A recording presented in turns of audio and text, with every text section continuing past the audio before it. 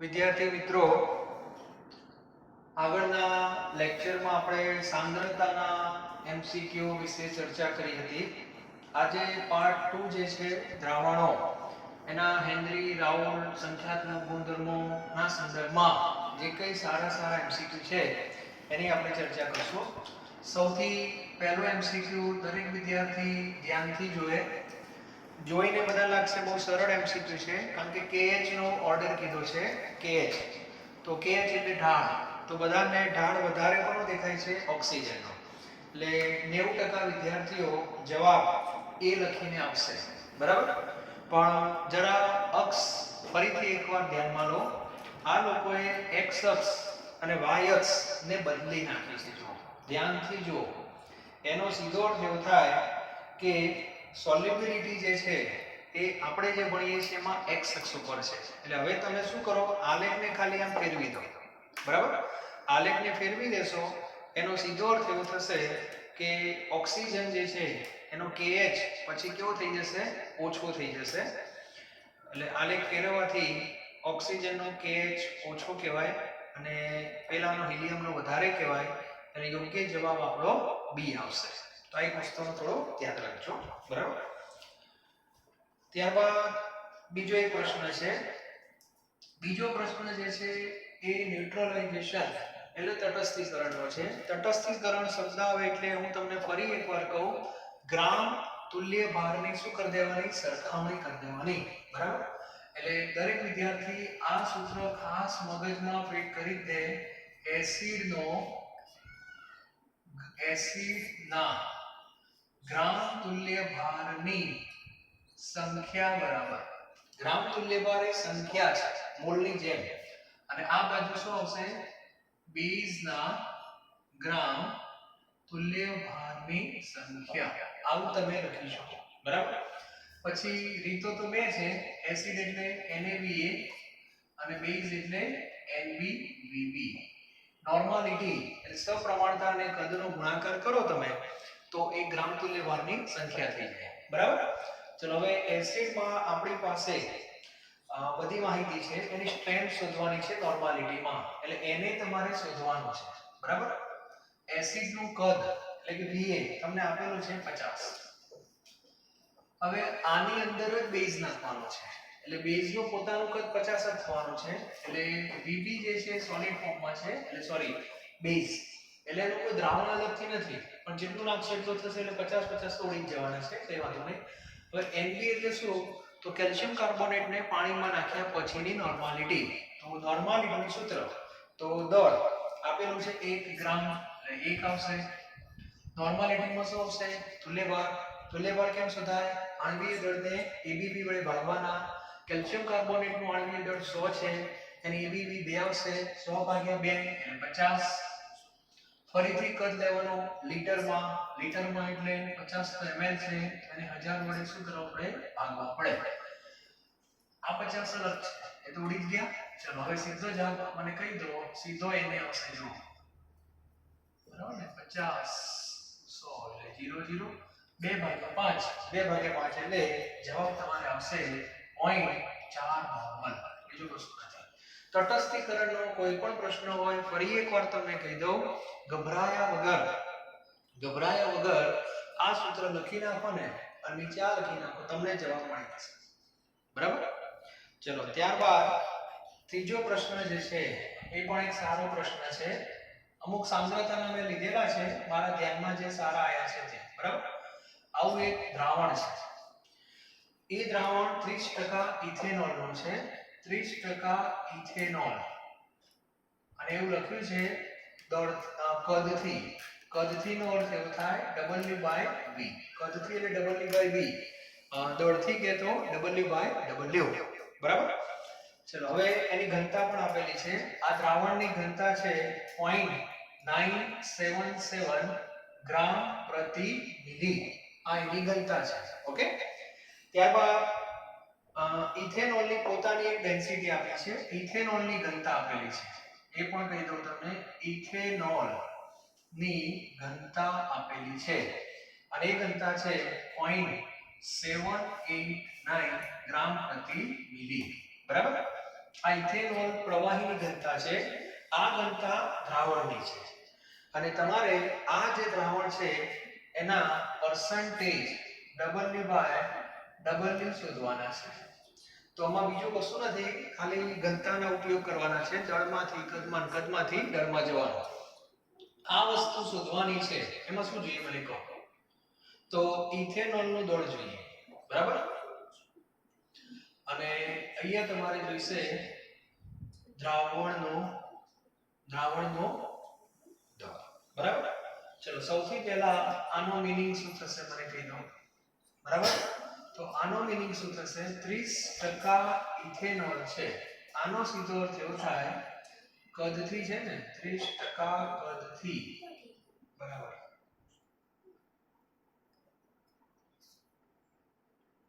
W/V નો અર્થ થશે 100 મિલી દ્રાવણમાં 30 ગ્રામ ethanol થાય. તો તે ઇથેનોલ સીધો ગ્રામમાં આવી જાય, પણ કદથી છે, એક કામ કરીએ બારો, કદથી છે, સોરી એટલે આ V/V હશે. ચેક કરી લઈએ V/V.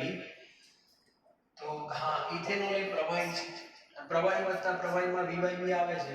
તો 30% V/V નો અર્થ શું થાય એ આપણે જોઈ લઈએ, બરાબર? તો આનો અર્થ એવો થાય 100 ml દ્રાવણમાં 30 મિલી ઇથેનોલ થાય, બરાબર? અને બાકીનું 70 ml શું હશે? અંદર પાણી. આવું લખી શકીએ આપણે. ઓકે, ચલો હવે આપણે W/W શોધવામાં ઇથેનોલ પણ શેમાં જોઈએ? દળમાં જોઈએ. અને દ્રાવણ પણ દળમાં જોઈએ. તો બસ ઘનતા આપેલી છે, સૌથી પહેલું કામ આપણે કરીએ ઇથેનોલ. ચલો ઇથેનોલ માટે બરાબર, ઘનતા D બરાબર M/V માટે ઇથેનોલનું દળ D × V થશે, બરાબર? ઇથેનોલની ઘનતા છે 0.789 અને એનું કદ છે 30 મિલી. તો કેલ્ક્યુલેટરમાં આપણે જોઈ લઈએ જવાબ શું આવે છે. તો કેલ્ક્યુલેટર જે છે એમાં 0.789 into 30. ઓકે, તો એ જવાબ 23.67 છે. 23.67 ગ્રામ, બરાબર? ચાલો, આ દળ કોનો આવી ગયો? ઇથેનોલનો. હવે બીજું દળ આપણે લેવું પડશે આખા દ્રાવણનું, બરાબર? આખા દ્રાવણ માટે તેમાં પણ D બરાબર M/V, તેમાં દળ બરાબર D × V. દ્રાવણની ઘનતા કેટલી છે?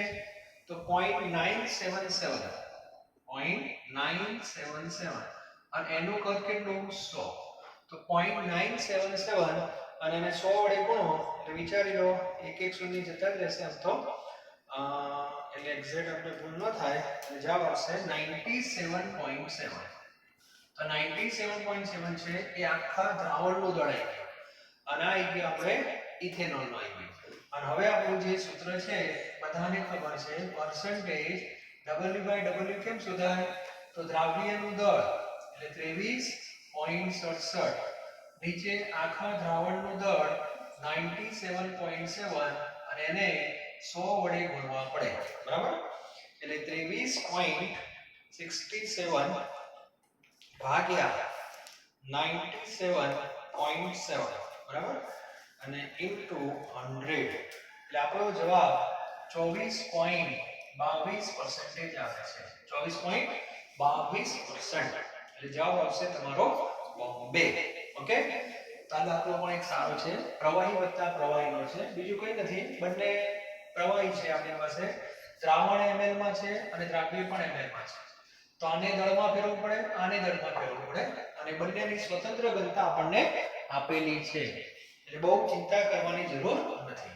ચાલો, એના પછી આગળનો જે પ્રશ્ન છે એ દરેક વિદ્યાર્થી શાંતિથી જોવે. સાંદ્રતાનો છે પણ સારો પ્રશ્ન છે. દ્રાવણ ઓલરેડી બનેલું છે, શેનું? AI નું. અને એમાં MgI2 શોધવાનું છે અને એટલો MgI2 તમે નાખો કે જેથી કરીને I- ની મોલારિટી 0.20 થવી જોઈએ, બરાબર? એવો પ્રશ્ન છે. એટલે પ્રશ્નને ફરીથી એકવાર આપણે સમજી લઈએ. બરાબર, આ એક દ્રાવણ છે. બરાબર, આ દ્રાવણ Ki નું છે 0.0742 મોલારિટી અને Ki. એનું કદ તમને આપી દીધું છે 150 મિલી. અને આની અંદર તમને એવું કહે છે MgI2 શોધો. MgI2 શોધવાના છે. અને MgI2 એટલા નાખો કે જેથી કરીને I માઈનસ ની સાંદ્રતા 0.20 મોલારિટી થવી જોઈએ. આવો પ્રશ્ન છે. 0.20 મોલારિટી થવી જોઈએ. ચાલો હવે આપણે આ પ્રશ્ન કઈ રીતે સોલ્વ કરશું? તો એક કામ કરીએ. સૌથી પહેલા આની અંદર I માઈનસ જે છે એ કેટલા છે પહેલા શોધવા પડે. ઓકે, તો એક કામ કરીએ આપણે. મોલમાં આ તો મોલારિટી છે, તો molarity is equal to n/v છે. માટે Ki ના મોલ બરાબર 0.0742 150 અને 10⁻³ નું કારણ લીટર. માટે Ki ના જે મોલ આવશે એ મોલ આવશે તમારે Ki ના મોલ આવશે પહેલા. ટૂંકમાં દ્રાવણમાં અત્યારે હાલ કેટલો Ki છે તમારે શોધવો પડે.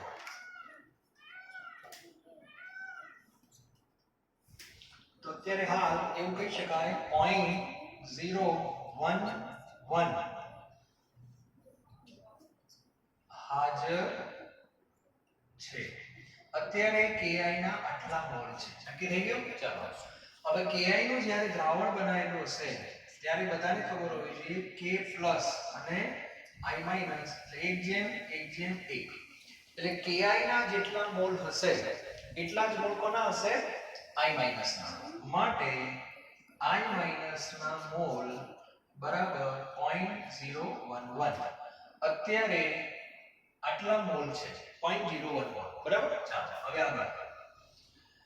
હવે તમારે I માઈનસ ની મોલારિટી 0.20 કરવાની છે. બરાબર. હવે I માઈનસ 0.20 મોલારિટી કરવા માટે બરાબર I માઈનસ કેટલા જોઈએ તેના માટે અત્યારે આપણે આટલી મોલારિટી કરવી છે. તો ફરીથી સૂત્ર લખું છું. Molarity is equal to n/v. માટે મોલ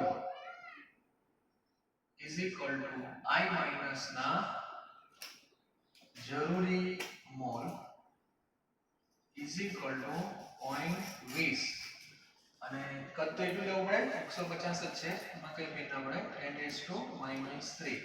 તો કેટલા જોઈએ આપણે જોઈ લઈએ. તો 0.20 ગુણ્યા 150 ભાગ્યા 1000. બરાબર. એનો અર્થ કે 0.03 મોલ જોઈએ. એનો અર્થ એવો થયો. એટલે આખો ટોપિક સમજી લો. તમારી પાસે શરૂઆતમાં જે સાંદ્રતા આપેલી છે એમાં I માઈનસ આટલા છે. 0.01 લખો તો વાંધો નહીં, સેલ કરશે 0.01. ઓકે, અને તમારે જો આટલી સાંદ્રતા કરવી હોય તો 0.03 હોવા જોઈએ. વિચારો હવે આટલા છે, આટલું કરવા માટે આટલા હોવા જોઈએ 0.03. તો હવે બધાને ખબર પડવી જોઈએ. તો આટલા છે ને આટલા કરવાના છે. માટે ઉમેરવા પડતા જરૂરી I માઈનસ ના મોલ. તો 0.03 એમાંથી 0.01 બાદ કરવાના એટલે 0.02 મોલ તમારે બહારથી નાખવા પડે. એટલે બહારથી નાખવાનો તો MgI2 જ છે, સમજી લેજો. પણ MgI2 એટલું નાખો કે જેથી કરીને I માઈનસ ના આટલા મોલ આવવા જોઈએ 0.02. બરાબર. હવે જોઈએ. હવે તમારે I માઈનસ નથી નાખવાનો, તમારે તો MgI2 નાખવાનો છે. એટલે MgI2 માંથી આ રીતે સંબંધ થશે. ધ્યાનથી જોજો બધા, સારો પ્રશ્ન છે. બરાબર. તો આ પ્રમાણ કેટલું છે? 1:1:2 છે. જો એનો સીધો અર્થ એવો થાય MgI2 નો 1 મોલ નાખો ને તો આના 2 મોલ મળે છે. તો આ બે વચ્ચેનો સંબંધ 1:2 નો છે. આના કરતા આ ડબલ અથવા આના કરતા આ અડધા. તો વિચારો કે આ 2 મોલ ક્યારે મળે? જો આ 1 મોલ નાખો તો આ તો આપણે કેટલા જોઈએ છે? 0.02 જ જોઈએ છે. તો આ કેટલા જોઈશે વિચારો? અડધા જ જોઈએ, 0.5 મોલ. બરાબર? એટલે લખું છું માટે પ્રમાણ પરથી MgI2 ના જરૂરી મોલ બરાબર અડધા કહેવાય ને, એટલે 0.01 મોલ થાય. એટલે MgI2 0.01 મોલ નાખવું પડે. પણ તમારે MgI2 નું દળ શોધવાનું છે. તો MgI2 નું દળ બરાબર મોલ ગુણ્યા આણ્વીય દળ. મોલ આવશે 0.01. આણ્વીય દળ તો MgI2 નું આણ્વીય દળ તો મેગ્નેશિયમ નું તો લગભગ 24 થશે. આયોડિન નું કેટલું હતું દળ? તો આયોડિન નું દળ હતું ટેક્સ્ટ બુકમાં કે છે નહીં પણ જોઈ લો, પરીક્ષામાં આપેલું હશે. પણ ટોટલ જે દળ આવશે MgI2 નો 278 ની આસપાસ આવે છે. 278 આનું ટોટલ. બરાબર? એટલે તમારો જવાબ 2.78 ગ્રામ આવશે. ઓકે? તો આ રીતે સારો પ્રશ્ન કહી શકાય. તો આવા પ્રશ્નો પણ આપણે સોલ્વ કરવા જોઈએ. ક્લિયર? ચલો. ત્યારબાદ જોઈ લો બધા એકવાર ફરીથી. સારો પ્રશ્ન છે, આવડવો જ જોઈએ બધાને, ચાલશે જ નહીં. ઓકે? સારું. ચલો. એના પછી એક પ્રશ્ન છે, એ ટેક્સ્ટ બુકના સંદર્ભમાં છે. તમારે થોડી કસરત કરવાની. ઇથેનોલ જે છે એ સાયક્લોહેક્સેન માં મિક્સ કરી દીધો છે અને સાયક્લોહેક્સેન જે છે એના કારણે જે આંતરઅણ્વીય આકર્ષણ બળ ઘટે છે. તો આ વસ્તુ કોના સંદર્ભમાં છે? રાઉટના નિયમમાં ધન વિચલન, ઋણ કે આદર્શ શું છે? બુદ્ધિનો ઉપયોગ કરજો, તમને આવડી જશે. પછી નેગેટિવ ડેવિએશન એટલે ઋણ વિચલન. એટલે બધા ઉદાહરણો જે છે ટેક્સ્ટ બુકમાં એમાંથી છઠ્ઠો પ્રશ્ન પણ તમને સોલ્વ થઈ જશે. ઓકે? ચલો હવે ગણતરી વાળો ખાસ તમને કરાવું છું. બાકીના કી જે આપેલી છે તમને, એટલે એમાંથી તમને સીધો જવાબ મળી જશે. સાતમો પ્રશ્ન જોઈને બીક લાગે કે સાહેબ આટલો લાંબો દાખલો અમે કેમ ગણશું? તો હવે રાઉન્ડના જે નિયમો છે, ખાસ કરીને આપણો પ્રવાહી વત્તા પ્રવાહી વાળો જે થિયરી છે એમાં બધાને ખબર જ છે, આંશિક દબાણ ને શુદ્ધ ને મોલમ્સ ને પછી બાષ્પવાળા મોલમ્સ ને YB બધું બધાને ખબર છે.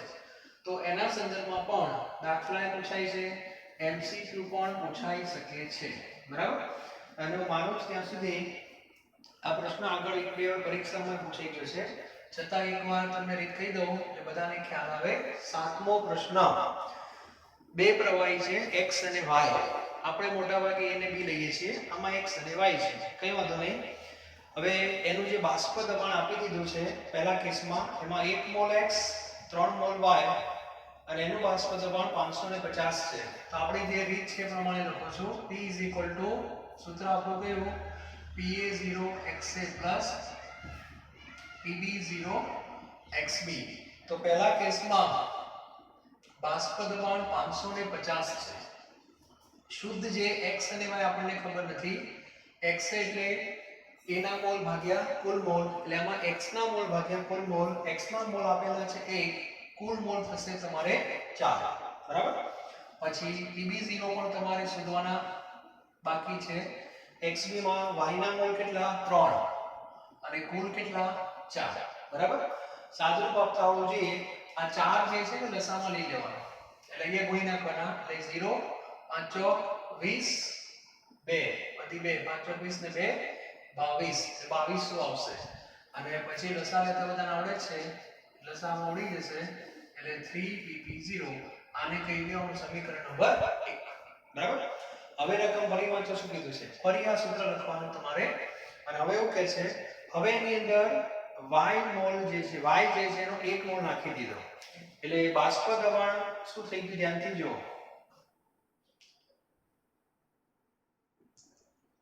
બાષ્પ દબાણ વધી ગયું કે છે. કેટલું? 10 થયું.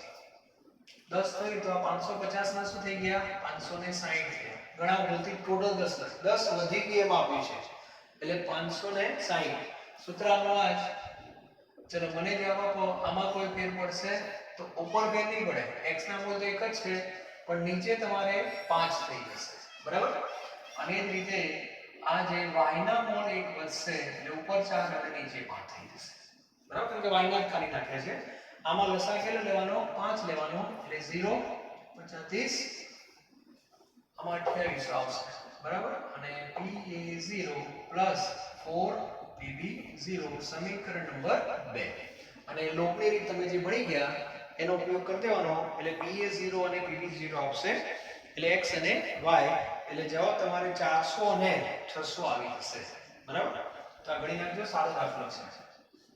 એના પછી 8મો જે પ્રશ્ન છે એમાં ફરીથી a અને b પ્રવાહી છે, એના શુદ્ધનો ગુણોત્તર આપેલો છે, એટલે હું સીધું લખું છું PA0 PB0 તમને આપેલા છે 1/3, એટલે 1/3 કહેવાય.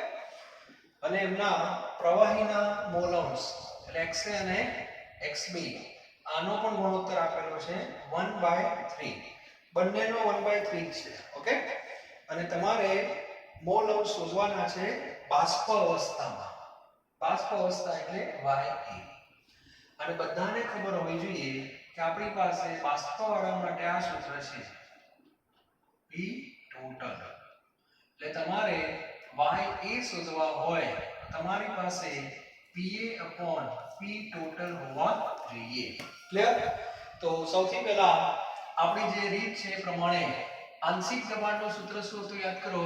PA PA0x, બરાબર? આના નીચે જ લખી નાખવાનું PB એટલે અહીંયા થઈ જશે PB0xB. આ નીચે કેમ લખ્યું? કારણ કે મારે આ બેનો ગુણોત્તર લઈ લેવાનો છે. એનું રીઝન આપણને ડેટા ગુણોત્તરમાં આપેલા જ છે, જો છે તો બંને કયા સૂત્રમાં ખબર જ છે. એનો અર્થ એવો થયો કે આપણી પાસે આ માહિતી છે આખો ગુણોત્તર, અને આ માહિતી પણ છે, તો આપણને એક નવો ગુણોત્તર મળશે PA/PB. યસ, આ 1/3 અને આ પણ 1/3 માટે PA/PB જે છે એ 1/9 થઈ જશે, બરાબર? કારણ કે આના ઉપરથી આપણને શું મળ્યું? તો આના ઉપરથી તમને PB 9 PA મળે કે ના મળે? આ એક સંબંધ થઈ ગયો. PB ક્રોસ ગુણાકાર PB 9 PA. હવે આપણી પાસે P total એ આંશિકનો સરવાળો છે કે નહીં? એટલે PA + PB લખાય. માટે P total PA અહીંયા શું લખાય? 9 PA PB ની જગ્યાએ, તો PT 10 PA થઈ જશે. અને આના ઉપરથી આપણને PA/PT મળે કે ના મળે? તો PA/PT શું થાય? 1/10. 1/10 એટલે 0.1. તો આપણે આ શોધવાના છો PA/P total. તો 0.1 જે આવી y થઈ ગયો, બરાબર? એટલે સીધો તમને YA 0.1 મળે. અને YB કીધું હોત તો 0.9. તો આ પ્રશ્ન પણ બહુ સારો છે, દરેકને આવડવો જોઈએ. ક્લિયર? તો આ ટાઈપના પ્રશ્નો પણ બાષ્પ દબાણના જે રાઉલ્ટના નિયમો છે એના સંદર્ભમાં આ ટાઈપના પણ પૂછાતા હોય છે. રૂટીન તો બધાને ખ્યાલ જ છે, દળ આપ્યું હોય, મોલ ને mall અંશને PA PB P total YB શોધીએ જ છે, પણ ક્યારેક આ ફોર્મેટમાં પણ પ્રશ્ન પૂછી શકાય. ઓકે, ચાલો ત્યારબાદ પ્રશ્ન નંબર 9 જે છે એ પણ કંઈક આ જ કેટેગરીનો છે. મિથાઇલ આલ્કોહોલ એટલે મિથેનોલ, અને બીજું કોણ છે? ઇથેનોલ. એટલે પ્રવાહી વત્તા પ્રવાહિત છે. હવે એક સરસ સૂત્ર તમને આપેલું છે, ધ્યાનથી બધા જોઈએ. આ ગણી નાખજો એકવાર વ્યવસ્થિત. પહેલા સારો પ્રશ્ન છે, આવડવો જોઈએ. ઘણીવાર એ લોકો શું કરે, તમને આની જગ્યાએ આ સીધો ગુણોત્તર આપી દે, તો તમારું કામ સરળ થઈ જાય, બરાબર? ચાલો હવે આગળ વધીએ.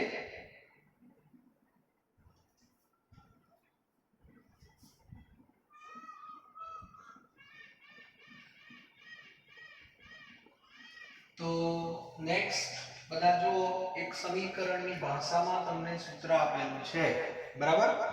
અને એમાં આ ટાઈપનું સૂત્ર આપી દીધું છે આ લોકોએ કે P = 120 XA. P = 120 XA plus 138 આવું સૂત્ર આપી દીધું છે અને પછી XA શું છે પણ કહી દીધું છે આ સૂત્રમાં જે XA જે છે એ કોના મોલ અંશ કીધા છે તો મગજમાં યાદ રાખજો આ મોલ અંશ છે મિથેનોલના આ મોલ અંશ કોના મિથેનોલના છે અને તમારે મેથ્સની ભાષામાં કંઈક લખેલું છે બરાબર કે ભાઈ તમે લિમિટ x 8 ટેન્ડ્સ ટુ 0 અને pb0 upon xb શોધો અને લિમિટ xb ટેન્ડ્સ ટુ 0 એમાં pa0 upon xa શોધો બરાબર આવું ગાણિતિક ભાષામાં લખેલું છે આના ઉપરથી ખબર પડી જાય xa ટેન્ડ્સ ટુ 0 એટલે એના મોલ અંશ શૂન્ય છે એટલે એ છે જ નહીં એનો અર્થ કે આ પદ તમને શું શોધવાનું કે છે pb0 શોધવાનું કે છે અને આ પદ તમને pa0 શોધવાના કહે છે ક્લિયર ઇન શોર્ટ તમારે pa0 અને pb0 શોધવાના છે બરાબર તો હવે એના માટે કઈ રીતે આગળ વધી શકાય તો સૌથી પહેલા આપણી પાસે જે સૂત્ર છે એને સરખાવવું પડશે તો ફરી એકવાર જો p આવું સૂત્ર છે pa0 xa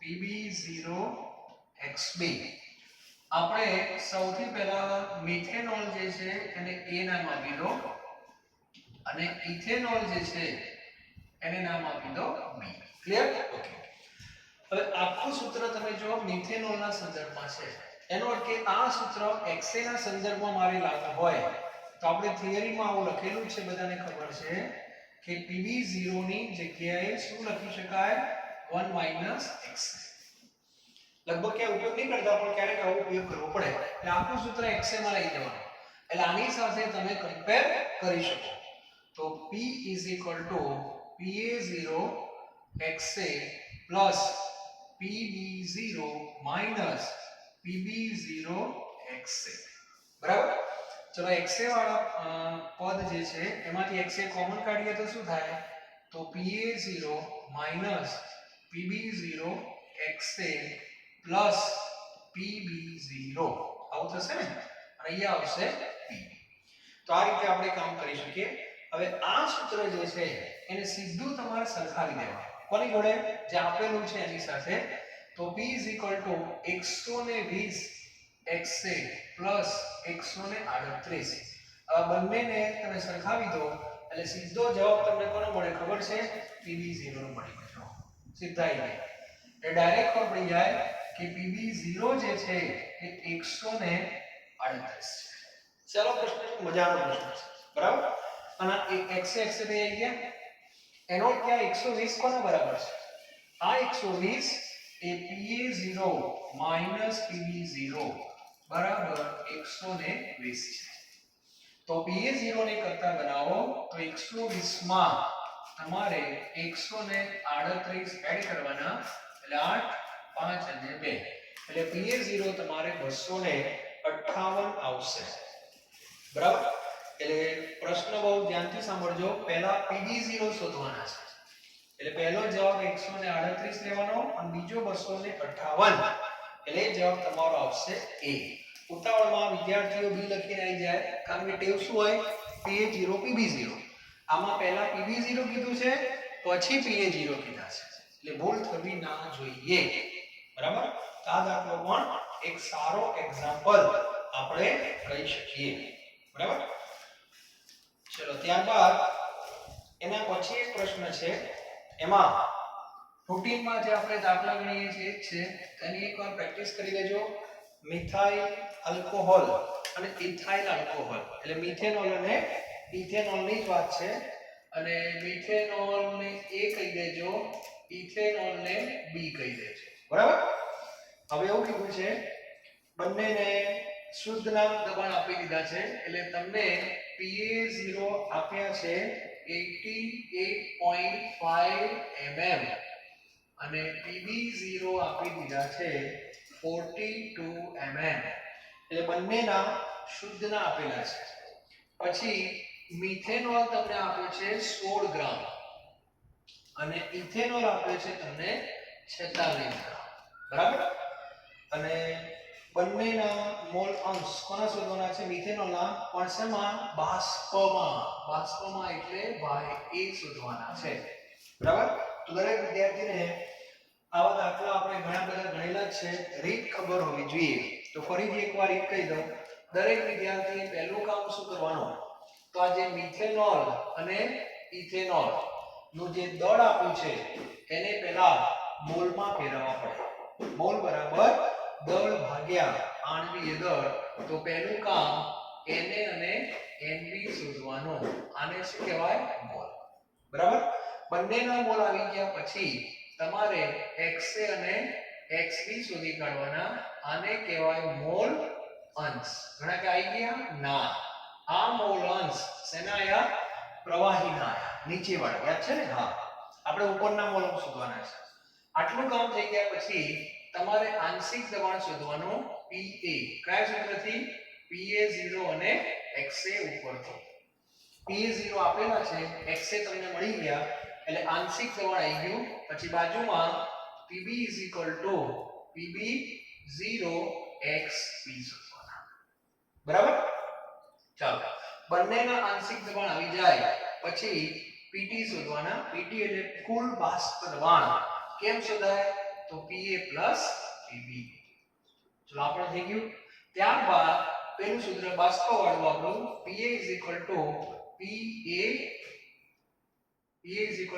P total into Ya.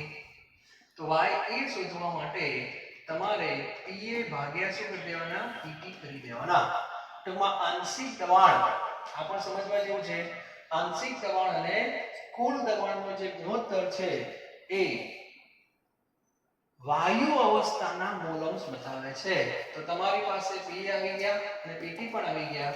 આ તમારો જવાબ આવી જશે, કોઈ શંકા નથી, 0.513. આ રીતે તમે 10મો MCQ પણ ગણી શકો છો. ક્લિયર? તો આવડવું જોઈએ. તો આ રીતે 10 સુધી મેં તમને દાખલા ગણાયા, બરાબર?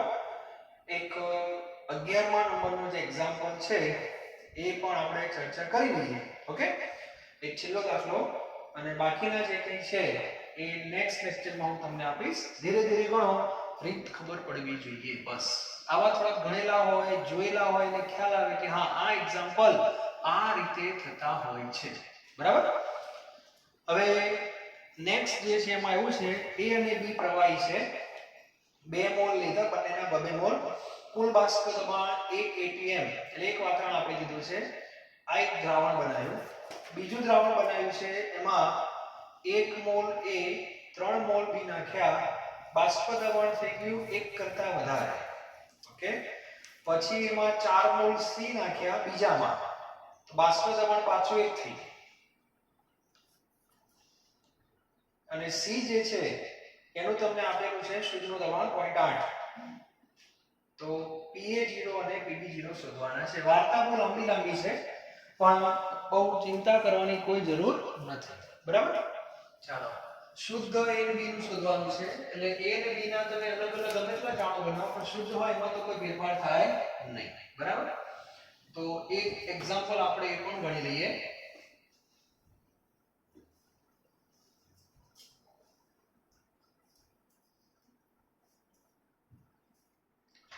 ચલો, નંબર 11, બરાબર? ફરીથી એકવાર જોઈ પ્રશ્ન શું કહે છે? A અને B નું એક દ્રાવણ બનાવ્યું છે. A અને B નું A plus B, બરાબર? આની અંદર A ના કેટલા મોલ છે? 2. આના પણ 2 મોલ છે. અને અહીંયા જે Pt આપ્યું એ તમને એક વાતાવરણ બતાવે છે. બાજુમાં બીજું દ્રાવણ બનાવ્યું પણ A અને B નું જ છે, ખાલી ક્વોન્ટિટી અલગ અલગ છે. એમાં ફરીથી A plus B, ફરીથી A plus B, અને એમાં A ના 1 મોલ જ છે અને B ના 3 મોલ છે, બરાબર? સોરી, B ના 3 મોલ છે. હવે એનું જે Pt આવ્યો, Pt એ 1 કરતા કરતા વધારે કેટલું વધારે આપણને કીધું નથી કઈ વાંધો નહીં પછી એવું કહે છે કે આની અંદર c નાખી દીધો બરાબર અને c કેટલો નાખ્યો 4 એના 4 નાખ્યો કઈ વાંધો નહીં એટલે ફરી પાછું પીટી થઈ ગયું તમારે એક વાતાવરણ બરાબર તો પ્રશ્ન છે તમને એક ડેટા આપી દીધો છે PC0 આપેલા છે 0.8 બરાબર તો આપણે શુદ્ધ A અને શુદ્ધ B નું શોધવાનું છે ટૂંકમાં સમીકરણો બનાવવાના છે બીજું કંઈ નથી સૌથી પહેલા આની વાત કરીએ તો આનું સમીકરણ કેમ બને તો PT સૂત્ર શું છે આપણું PA0 XA PB0 XB બરાબર આનું PT1 PA0 આપણને ખબર નથી